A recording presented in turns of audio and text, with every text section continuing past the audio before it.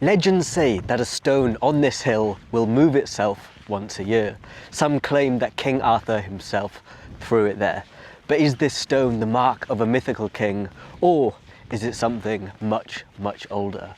Shwmae and bore da, we are coming from the wet and windy Wales, and today we are going to be checking out more of the rich and fascinating history that exists here. And the more I delve deep into, the mythology, the stories here, the more the country fascinates me.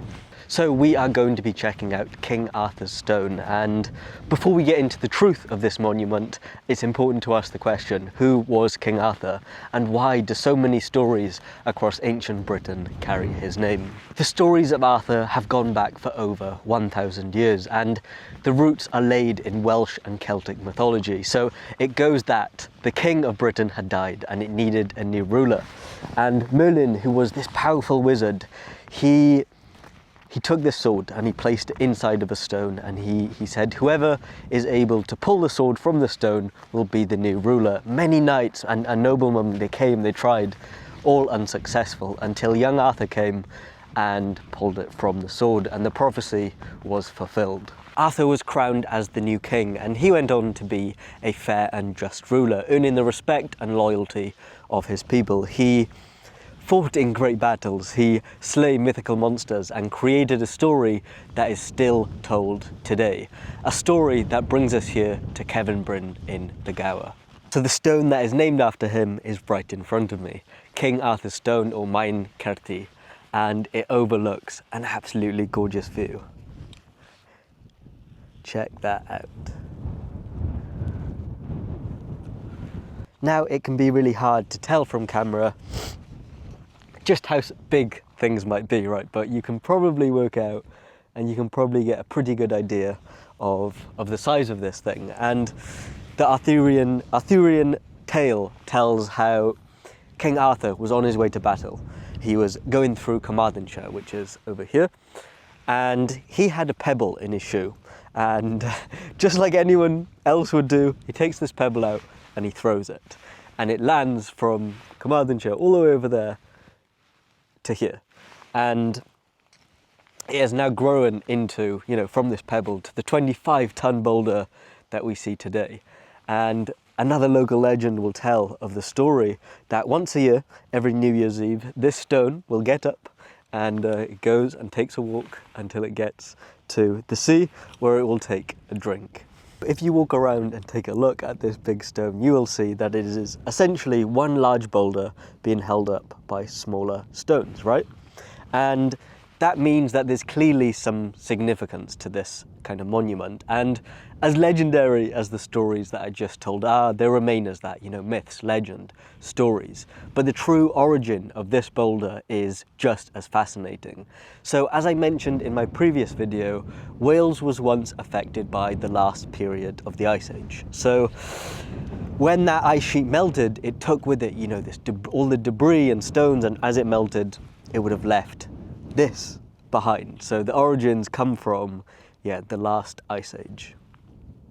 The real purpose of this is a Neolithic tomb, a Neolithic burial site, and it dates back to more than 5,000 years ago. So the belief is that people would have come and placed, dug beneath the rocks and placed these supporting rocks to hold up the big boulder. And what we know today is that it's a double-chambered tomb. So I think when you think about people all the way back then, they clearly held some significance to this. When we look at the location of where it is, and just the fact that there's this tomb, suggests that there is, complex social behaviour and complex belief around life and the afterlife.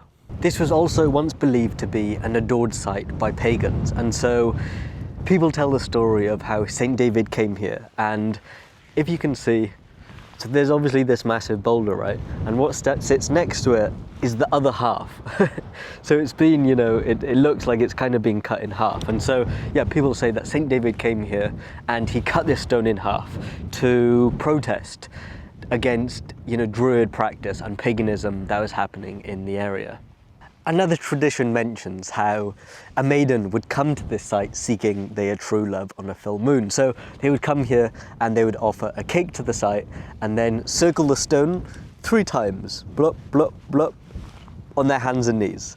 And if their true lover appeared to the stone, then, you know, she would know them to be faithful and willing to marry. If they did not appear, she would know them to be unfit for marriage. So it's clear that this site has important and rich history. It seems that Cefn Bryn, the area that we are in now, held a large amount of significance for the ancestors of this land.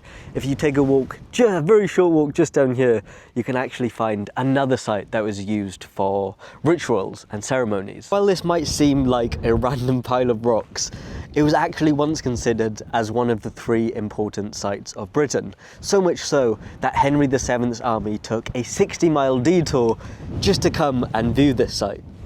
And the truth is, you know, we don't know who built this. We don't know who it was built for.